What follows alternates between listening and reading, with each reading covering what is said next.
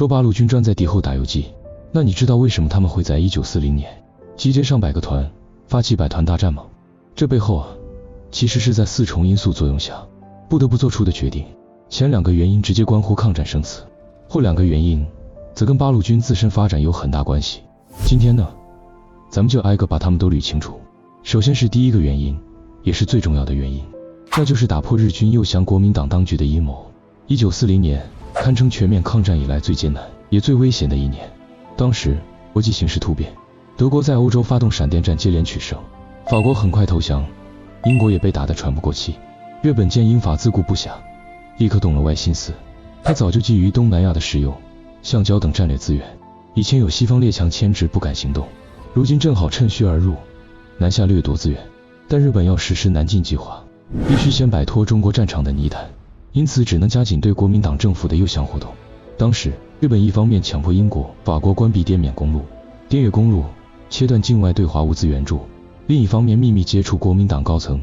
先后谈判了10几次。他们的谈判内容并不复杂，大致是要求中国承认伪满洲国，日本则假意承认中国的名义主权，但中国必须允许日本在华北、长江流域驻军，经营工商业，甚至要将海南岛划给日本作为海军基地。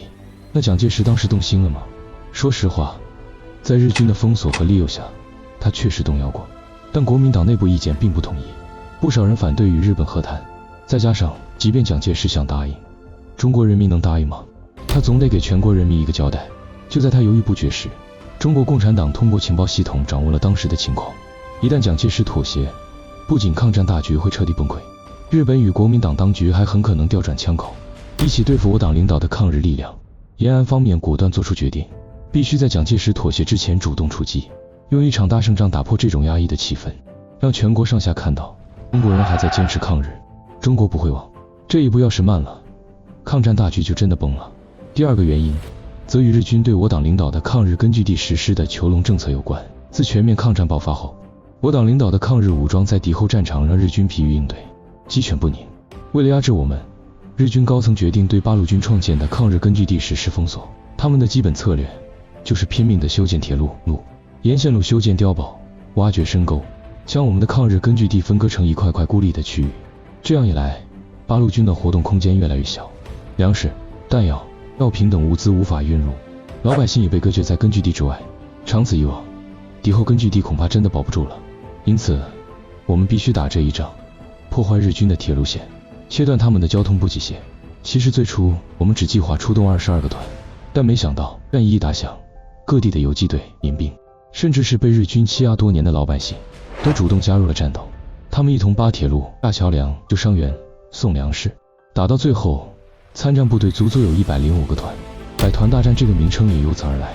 这场战役从1940年8月一直打到年底，前后持续5个多月，共歼灭、击伤日伪军2.5万多人，拔除日军据点近3000个，还破坏了470多公里铁路和1500多公里公路。要知道，日军在华北的弹药、粮食等补给全靠这些交通线运输，如今交通线被切断，前线日军随时面临弹尽粮绝的境地。更重要的是，这一仗彻底打破了日军的封锁，极大提振了全国军民的抗日信心。不过，百团大战带来的影响和意义，远不止军事层面那么简单。发起这一仗的背后，还有2个关键原因，直接关乎八路军的自身发展。首先，我们都知道，八路军在敌后战场牵制了大量日军，对抗战胜利做出了巨大贡献。但在当时，很多老百姓并不了解这一点，尤其是国民党当局和日军，还一直在散播关于八路军的谣言。他们四处宣称八路军从不打正面战役，一直诱而不击，保存实力，这些都是无中生有的言论。结果，随着百团大战取得胜利，那些针对八路军的不实谣言自然不攻自破。其次，我们都知道，自全面抗战以来，八路军的队伍规模呈井喷式增长，到1940年前后，部队人数已从最初的4万余人发展到40余万人。但这些战士中，很多都是自愿参军报国的普通老百姓，他们从未上过战场，身体素质也不算好。虽然部队平时也会组织训练，但训练机会有限，而缺乏实战经验的战士，